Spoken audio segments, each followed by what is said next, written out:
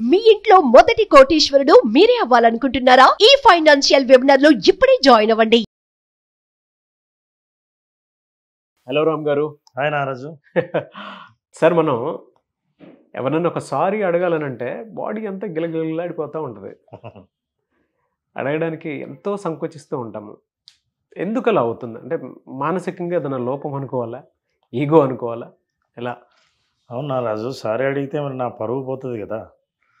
రేపు పేపర్లో నా ఫోటో పడుతుంది, నా ఆస్తులన్నీ మొత్తం వేలం వేస్తారు. లైఫ్లో ఇట్లా రోడ్డు మీద పోతుంటే నాకు గౌరవం ఇచ్చేవాడు ఎవడు గౌరవం ఇవ్వడు. రేపటి నుంచి ఇతని మొహం చూడాలని అనుకుంటే నేను ఏదో పెద్ద నేరం చేసినట్టు సారీ అడిగితే, సో ఉన్నది ఇన్నాళ్ళు సంపాదించిన పరువు అంతా ఆ రోజే సారీ అడిగితే పోతుంది.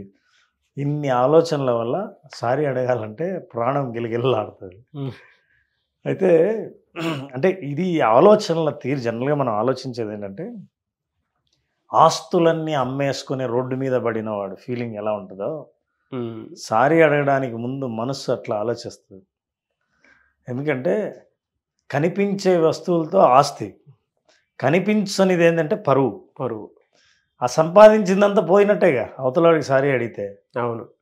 కానీ ఇది భావన. చాలామంది కంటికి కనిపించకుండా మనిషి జీవితాన్ని ఆడుకునేది ఏంటంటే మనస్సు. ఏ తప్పులు చేసినా, మనం ఒప్పులు చేసినా కేవలం ఆలోచనల వల్లే చేస్తాం, మనస్సు ద్వారానే చేస్తాం. అయితే ఈ మనస్సు ఒక్కొక్కసారి మనకు తెలిసో తెలియకో ఏదైనా తప్పు చేసినప్పుడు, తప్పు జరిగినప్పుడు, అవతల వాళ్ళు బాధపడ్డారని అనుకున్నప్పుడు సారీ అడగడంలో, క్షమించమని అడగడంలో ఏమాత్రం తప్పు లేదు. ఎందుకంటే చాలా మన మన పురాణాలు చెప్పేది కానీ, పురాణ ఇతిహాసాలు కానీ, ఏదైనా మన చారిత్రక కథలు కానీ ఏం చెప్తాయంటే, క్షమించినప్పుడు క్షమించిన వాడి కంటే, క్షమించమని అడిగినప్పుడు క్షమించిన వాడి కంటే అడిగినవాడు చాలా గొప్పవాడు. అంటే సారీ అడగడం అంత ఈజీ కాదు. మన అహంకారాన్ని వదులుకొని సరెండర్ అయ్యి, నాదే తప్పని తెలుసుకొని, నా జ్ఞానం పెరిగి, నేను ఇంకోసారి ఆ తప్పు చేయకూడదని అనుకున్నా అని తెలుసుకొని, మరోసారి ఈ సందర్భం వస్తే ఎలా ప్రవర్తించాలో తెలుసుకున్న తర్వాత నేను చెప్పే సారీ దాని అర్థం. సారీ వెనకాల మన జ్ఞానం ఉందే తప్ప అజ్ఞానం లేదు. చెప్పకపోతే అజ్ఞానం ఉందే తప్ప జ్ఞానం లేదు. అయితే ఇందులో చాలా ఆలోచనలు వస్తాయి. నేను ఎందుకు చెప్పాలి సారీ? అవును. అసలు నువ్వు చెప్పకుండా నేను చెప్తే రేపటి నుంచి నాకు గౌరవం ఉంటుందా? ఇప్పుడు దీన్ని నువ్వు అవకాశంగా తీసుకొని నేను సారీ చెప్పానని ప్రతి విషయంలో నాదే తప్పని నువ్వు అనొచ్చు కదా. ఈ భావనలు ఏంటంటే మనకు తెలియని ఒక అభద్రత ఉంటుంది లోపల. అంటే నువ్వు ఒప్పుకోకపోతే ఇంకా నాకు జీవితంలో భద్రత లేదు, నువ్వు గౌరవించకపోతే నా జీవితానికి అర్థం లేదు, నా పరువు పోయినట్టే అని అనుకోవటం వల్ల, చాలా సంకుచిత భావం వల్లే అట్లా వస్తుంది. కానీ నిజాయితీగా ఎవరైనా క్షమాపణ చెప్పడం, అడగడం అంటే అంత సులభం కాదు. అందుకే మీరు ఆనెస్టీ ఉంటే, నిజాయితీ ఉంటే సారీ అడగడానికి ఏమాత్రం సిగ్గుపడరు. సరే, అంటే ఎలాంటి మానసిక లోపం ఉండటం వల్ల ఒక మనిషి ఇంకో మనిషి దగ్గర సారీ అడగడానికి అంత ఆలోచిస్తాడంటారు? ఇది మనం అంటే లోపం అని అనలేం, కానీ మానసికమైన అయ్యో అంటే నేను లోపం అని ఎందుకు అన్నాను అని అంటే, సార్ ఏ విషయమైనా సరే తగ్గొట్టాలంటే సారీ. అవును. అది చెప్పకుండా చాలామంది ఈగో ప్రదర్శిస్తూ కూడా జీవితాన్ని నాశనం చేసుకునేటువంటి వాళ్ళు చాలామంది ఉన్నారు. It's a disorder as per my knowledge. అంటే ఎందుకలా అన్నాను అని అంటే, మనం చూస్తూ ఉంటాము వైఫ్ అండ్ హస్బెండ్ రిలేషన్షిప్లో మేజర్ ప్రాబ్లం ఏదైనా వస్తుంది అని అంటే, ఈగో అడ్డొచ్చి సారీ చెప్పకపోవటం అతి పెద్ద జబ్బు. ఈవెన్ పేరెంట్స్కి పిల్లలకి మధ్య ఉండేటువంటి, అంటే ఒక ఏజ్ వచ్చేసిన తర్వాత పిల్లలు ఈగో చూపించుకుంటూ ముందుకెళ్ళిపోతారు. పేరెంట్స్కి ఒక్కసారి నాన్న నన్ను క్షమించు అని చేపట్టుకుని ఒక్క మాట అడగండి, తండ్రికి ఎక్కడా లేనటువంటి ప్రేమ పుట్టుకొచ్చేస్తుంది. మరి అదేంటి మా ఓడు పెద్దోడయ్యాడా, లేదంటే నేను వాడిని ముందు నుంచి అర్థం చేసుకోవటంలో నా లోపం ఏమైనా ఉందా అని ఆలోచిస్తారు. నేను వైఫ్ అండ్ హస్బెండ్లో కూడా మనం చూస్తూ ఉంటాం సార్. ఏ చిన్న జరిగిన అంటే నేనేమి తప్పుగా ఎవరైనా తీసుకుంటారు లేదు మనకు తెలియదు, కానీ హస్బెండ్ వెళ్ళి వైఫ్ ఎంత పెద్ద తప్పు చేసినా ఒక్కసారి క్షమించు, లేదంటే వైఫ్ని క్షమించగలగటం కూడా గొప్పనే చెప్తాను నేను. సారీలో 2 రకాలు ఉంటాయి నారాజు. ఒకటి మెకానికల్ సారీ, రెండోది మెథాడికల్ సారీ. మెథాడికల్ సారీకి మెకానికల్ సారీ అంటే రోజుకు 10 సార్లు సారీ చెప్తాను. నువ్వు ఎన్నిసార్లు చెప్పావు సారీ అంటే నాకు గుర్తే లేదు. ఎందుకు చెప్పావంటే ఎందుకు పని అయిపోతుంది సారీ చెప్పేస్తే, ఎందుకు గొడవ చెప్పు. ఇది మెకానికల్ సారీ అంటే మన ఏం తప్పు లేకపోయినా సారీ చెప్పేస్తే పని అయిపోతుంది కదా. ఇది ఒక రకంగా స్పాట్లో సమస్యలను పరిష్కరించడానికి ఉపయోగపడుతుంది. అట్లా అని మీ లైఫ్లో ఇక నువ్వేం అర్థం చేసుకోకుండా ప్రతి సందర్భంలోనూ మెకానికల్గా సారీ అని చెప్పడం మొదలు పెడితే నీ సారీకి విలువ ఉండదు. అంటే రేపు సిన్సియర్గా నువ్వు చెప్పాలనుకున్న చోట కూడా అది మెకానికల్గా అనుకునే అవకాశం ఉంది. అవును. మెథాడికల్ సారీ అంటే ఎలా చెప్పాలి, ఎప్పుడు చెప్పాలి, దట్ ఈస్ వెరీ ఇంపార్టెంట్. ఎలా చెప్పాలి, ఎప్పుడు చెప్పాలి అంటే ఇదంతా పెద్ద స్ట్రాటజిక్గా చెప్పాలని కాదు. మీ సారీకి మీలో నిజంగా మార్పు వచ్చి నేను మిమ్మల్ని క్షమాపణ అడగాలనుకుంటున్నాను, అయితే మీరు నన్ను ఫర్గివ్ చేసినా చేయకపోయినా నేను సారీ చెప్తే మీరు ఓకే క్షమించేశాను అని అనకపోవచ్చు, అయినా సరే నేను చెప్పాలి కాబట్టి నేను చెప్తున్నాను, ఇది ఈ కారణం, ఇప్పుడు నేను తెలుసుకున్నాను నేను చేసిన తప్పేంటో అని అన్నప్పుడు అది మెథాడికల్ సారీ. సో మీరు రిలేషన్షిప్ని కాపాడుకోవాలంటే మీరు ఎంత నిజాయితీగా ఉంటే అంత మంచిది. గొడవలు అవాయిడ్ చేయాలనుకుంటే ఎంత మెకానికల్గా ఉంటే అంత మంచిది. ఇప్పుడు నీతో గొడవ ఒక్కర్లేదు సారీ. కొంతమంది ఉన్నారు డిమాండింగ్ సారీ ఓకే నీకు కావాల్సింది అదే కదా, అందుకని సారీ చెప్పాను అయిపోయింది. ఇంకొంతమంది నేను సారీ చెప్తున్నాను, నువ్వు కూడా సారీ చెప్పు. ఇప్పుడు నువ్వు సారీ నేను సారీ చెప్తే ఇంక ఈ గొడవ ఇంతటితో అయిపోతుందని నువ్వు చెప్పాల్సిందే. సో ఇవన్నీ ఏంటంటే సారీలో ఉన్న పెద్ద ఇది ఫాల్స్ అజంప్షన్స్ అన్నమాట. వైఫ్ అండ్ హస్బెండ్లో ఎవరన్నా సారీ చెప్తున్నారంటే అంటే మన సబ్జెక్ట్ కొంచెం డివియేషన్ ఇది. నువ్వు ఎస్కేప్ అవ్వడానికే కదా సారీ చెప్తున్నావా? ఎస్కేప్ అవ్వడానికే కదా మెకానికల్ సారీ. అవును. అంటే ప్రస్తుతం ఈ గొడవ మళ్ళీ ఇక్కడి నుంచి తప్పించుకుని పోతే, ఈ గొడవ నుంచి తప్పిస్తే మనల్ని మనం ఓ పని అయిపోతుంది అని అనుకున్నప్పుడు చెప్పేసారి. అయితే మన సారీ చెప్పిన తర్వాత నాగరాజు ఎప్పుడైనా సరే సారీ చెప్తే మన గౌరవం పెరగాలి తప్ప మన గౌరవం తగ్గిందేమో అన్న గిల్టీ ఫీలింగ్ ఉండకూడదు. అట్లా అని నా గౌరవం ఇప్పుడు పెరగాలని సారీ చెప్పకూడదు. చాలా క్రిటికల్. ఎందుకంటే మనిషి అండ్ ఆ వ్యత్యాసాన్ని మనం ఎలా ఐడెంటిఫై చేసి బ్యాలెన్స్డ్గా మెయింటైన్ చేయాలి? చాలా సింపుల్ నాగరాజు. ఆత్మజ్ఞానం అంటారంటే సెల్ఫ్ అవేర్నెస్. అరే నేను నిజంగా కదా ఈ తప్పే గనక నాకు జరిగితే నేను బాధపడతా కదా, ఎంత బాధపడి ఉంటారో. సారీ అండి, ఇంకోసారి జరగకుండా చూస్తాను. నేను అలా కాకుండా ఇలా చేసి ఉండాల్సింది కానీ చేయలేదు. నలుగురిలో ఉన్నప్పుడు మిమ్మల్ని నేను అట్లా పిలవకుండా ఉండాల్సింది. నేనేదో నోరు జారి అన్నాను, తెలుసుకున్నాను, ఇంకోసారి చేయను. అవతల వాళ్ళకి ఏమర్థమవుతుందంటే నేనేం తప్పు చేశాను, అది ఎందుకు తప్పు అయింది, ఇప్పుడు నేనేం తెలుసుకున్నాను, ఇంకోసారి ఈ తప్పు చేయనన్న వాగ్దానం నా సారీలో ఉంది, ఇక చాలు. మీలో ఇంత మార్పు జరిగితే దీన్ని మనం చాలాసార్లు మన పురాణాల్లో పశ్చాత్తాపం అంటాం. ఆ పశ్చాత్తాపం మనిషి మనసులో కనపడి అప్పుడు సారీ అడిగితే అది చాలా అద్భుతమైనది, మీ విలువ పెరుగుతుంది.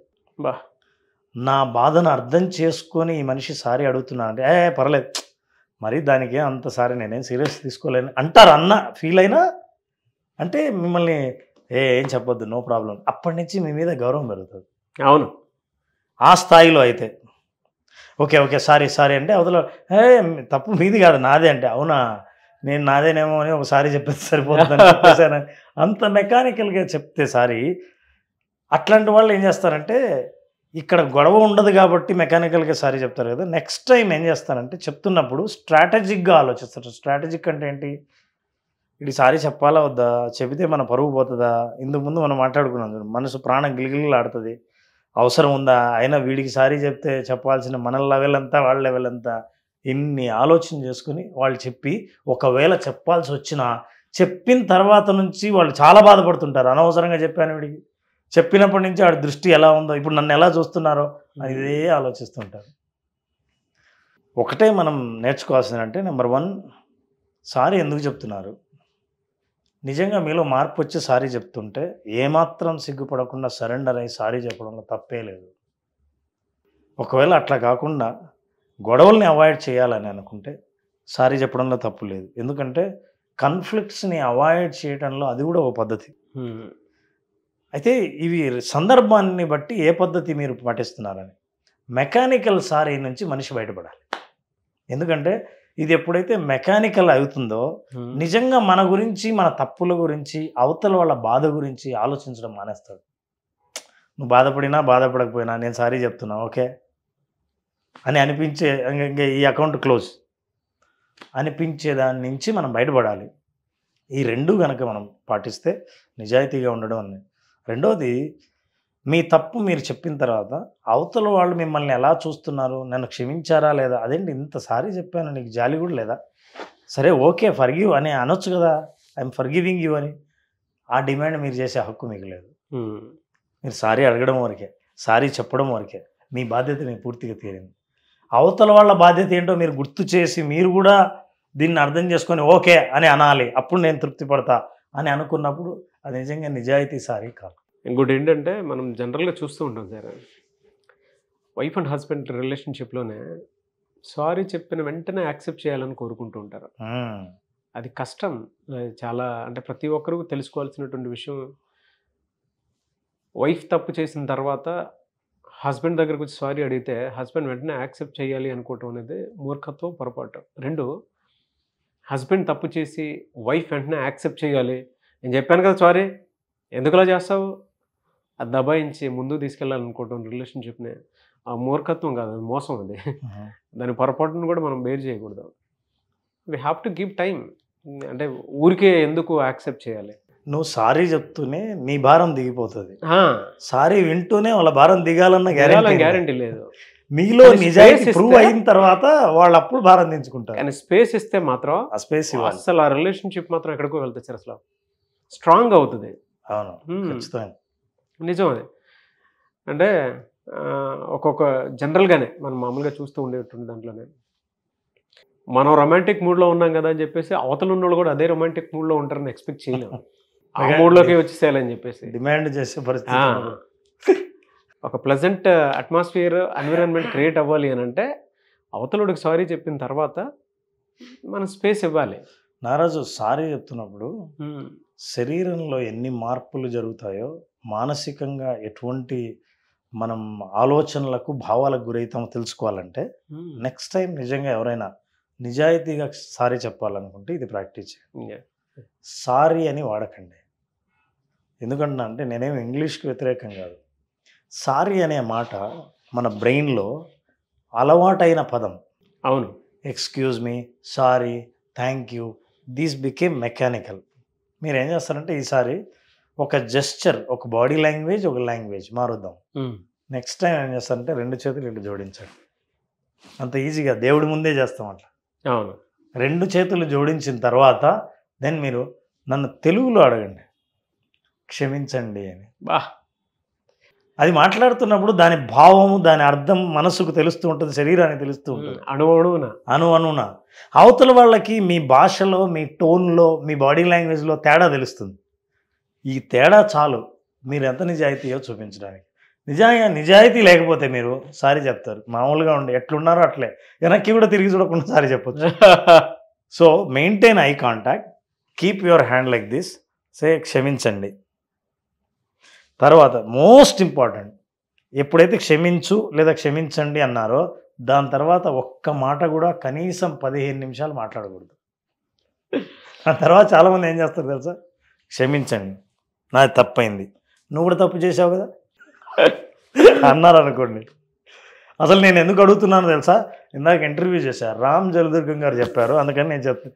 ఈ మాటలన్నీ మానేయండి. కింద కామెంట్ బాక్స్లో మీరు ఎవరికైనా సారీ చెప్పేటప్పుడు ఏ విధంగా చెప్పారనేది, అంటే ఇది చూసిన తర్వాత మీ స్టైల్ ఆఫ్ దాంట్లోనే చెప్పండి, బట్ కింద కామెంట్ బాక్స్లో పోస్ట్ చేయండి. రామ్ గారు చెప్పారని అలానే కాదు, అదే ఫీల్ ఉండాలి సార్ దేనికైనా సరే. మీరు అలా చెప్తుంటే మా ఫ్రెండ్ వాళ్ళ ఫాదర్ ఉన్నారు, చెప్పొచ్చు లేదు కానీ జనరల్గా అంటే సారీరా, వాళ్ళ ఫాదరు మేము ఆడుకునేటప్పుడు ఇందాక సారీ చెప్పావా అంటే ఈ వీడియో వాళ్ళు చూస్తారు కాబట్టి చెప్తున్నాను. మా అంకుల్ అంటే మేము ఏదైనా ఆడుకునేటప్పుడు గజిబిజి గందరగోళంగా ఇంట్లో అటు ఇటు పరిగెత్తుకుంటూ చదువుకునేటప్పుడు బుక్స్ అటు ఇటు ఇచ్చేసేటప్పుడు ఆయన అప్పటి నుంచే నేను చెప్పేది ఎప్పటి నుంచేనంటే ఈ 8th క్లాసు 12th స్టాండర్డ్ వరకు జరిగింది అట్లా. ఇప్పటికీ మా అంకుల్ ఒకటి, మై హంబుల్ రిక్వెస్ట్, ప్లీజ్ పిల్లలు మీరు గోల్ చేయొద్దు అని చెప్తారు సార్. మేమేంటంటే దాన్ని వెటకారానికి వాడుకునేవాళ్ళం. My humble request. మంచి ఫ్రస్ట్రేషన్లో చెప్తున్నాడా, వినయంగా చెప్తున్నాడా? ఆయన ఫ్రస్ట్రేషన్తో చెప్తుంటారు, మేము దాన్ని ఫన్గా తీసుకునేవాళ్ళం. అయితే ఈ వీడియో చూసిన వాళ్ళు ఎవరైనా సరే క్షమించమని మనం చెప్పినట్టు బాడీ లాంగ్వేజ్ ద్వారా అడిగితే ప్రభావం బాగానే ఉంటుంది, కానీ ప్రమాదం ఎక్కడంటే ఇద్దరు ఆ వీడియో చూస్తేనే ప్రమాదం. మీరు నిజాయితీగా అడిగినా సరే వీడియో చూసి అడుగుతున్నావా అనొచ్చు. ఎస్, బట్ వాళ్ళ ఎక్స్పీరియన్స్ అయితే డెఫినెట్గా షేర్ చేస్తారండి. మీరు ఎలా అడిగారు, ఎవరిని క్షమించారు, దానివల్ల మీకు వచ్చినటువంటి మానసిక తృప్తి ఎలాంటిది అనేది కింద కామెంట్ బాక్స్లో పోస్ట్ చేయండి. థ్యాంక్ యూ అన్న, thank you so much Ram garu. Thank you. చాలామంది విజువలైజేషన్ క్లాస్ అడుగుతూ ఉన్నారు, అండ్ మీ దగ్గర పర్సనల్ కోచింగ్ తీసుకుందాం అనుకున్నటువంటి వాళ్ళు ఉన్నారు, ప్రొఫెషనల్గా మారదాం అనుకున్నటువంటి వాళ్ళు ఉన్నారు, అండ్ పర్సనల్గా వాళ్ళ జీవితాల్లో ఏదైతే మానసిక సమస్యలు ఉన్నాయో దాని నుంచి బయటపడదాం అనుకున్నటువంటి వాళ్ళు చాలామంది ఉన్నారు. అండ్ విజువలైజేషన్ క్లాస్లో బేసిక్ క్లాస్లో అటెండ్ అవ్వాలి అనుకున్నటువంటి వాళ్ళు కూడా ఉన్నారు. సో క్లాస్ ఎప్పుడు ఉండే అవకాశం ఉంటుంది? నారాజు మే 20వ తేదీన మే 20 బేసిక్ విజువలైజేషన్ క్లాస్ని మేము స్టార్ట్ చేస్తున్నాం. ఈ క్లాస్ అటెండ్ అయిన వాళ్ళు కేవలం నాలెడ్జ్ కాకుండా ఎక్స్పీరియన్స్ని గెయిన్ చేస్తారు. అసలు మార్గం ఏది కాదు, ఆ మార్గంలో వాళ్ళు ప్రయాణించి వస్తారు. అంటే ఆన్లైన్లో అటెండ్ అయినా సరే ఆ ప్రయాణ అనుభవం ఎట్లా ఉంటుందో మనం చాలామంది ఫీడ్బ్యాక్లో కూడా విన్నాం. అట్లాంటి అనుభవం ఎప్పుడో జీవితంలో ఒక్కొక్కసారి కలుగుతుంది. అట్లాంటి వేరే అనుభవాన్ని ఏదైనా చూడాలని అనుకుంటే, నా జీవితంలో భవిష్యత్తులో ఎటువైపు ప్రయాణించాలని అనుకున్నానో ఆ ప్రయాణాన్ని ముందే చూడగలిగితే అట్లాంటి అవకాశం కలిగించేది ఒక్క విజువలైజేషన్ మాత్రమే. ఆర్ట్ ఆఫ్ విజువలైజేషన్ 5 రోజుల పాటు చేసే ప్రోగ్రామ్ని మే 20వ తేదీన స్టార్ట్ చేస్తాం. మే 20వ తేదీ ఆర్ట్ ఆఫ్ విజువలైజేషన్. మీకుండేటువంటి సమస్య ఏదైనా సరే, సో దాన్ని మీ బ్రెయిన్తోనే మీరు క్లియర్ చేసుకోవాలి అనుకునేటువంటి వాళ్ళు, సమస్య ఏదున్నా సరే దానికి ఒక సరైన అవగాహనతో క్లియర్ చేసుకుందాం అనుకునేటువంటి వాళ్ళు, స్క్రీన్ మీద మీకు కాంటాక్ట్ నెంబర్ కనిపిస్తుంది, దాన్ని మీరు కాల్ ఆర్ మెసేజ్ వాట్సాప్ చేసి వెంటనే మే 20వ తారీఖు విజువలైజేషన్ క్లాసెస్ జరుగుతున్నాయి, దానికి మీరు కాల్ ఆర్ మెసేజ్ వాట్సాప్ చేసి వెంటనే ఎన్రోల్ చేసుకోండి. ఒకవేళ కాంటాక్ట్ నెంబర్ కనెక్ట్ అవ్వట్లేదంటే మిస్టర్ నాగ్ అఫీషియల్ 1 అన్న ఇన్స్టాగ్రామ్ ఐడి ఉంది, దానికి మీరు పర్సనల్ మెసేజ్ పెట్టినా కూడా నేను రామ్ గారి టీవీకి ఫార్వర్డ్ చేస్తాను, ఆ విధంగా సరే మీరు అప్రోచ్ అవ్వచ్చు. అండ్ ఈ వీడియో లైక్ చేయండి, షేర్ మాత్రం తప్పకుండా చేయండి. ఇలాంటి మరిన్ని వీడియోస్ కోసం మా ఛానల్ ఫాలో అవ్వండి. Thank you and thank you so much Ram garu, and wish all the best. Thank you. Suman టీవీలో మీ పర్సనల్ అండ్ బిజినెస్ ప్రమోషన్స్ కోసం కింది నెంబర్కి కాంటాక్ట్ చేయండి.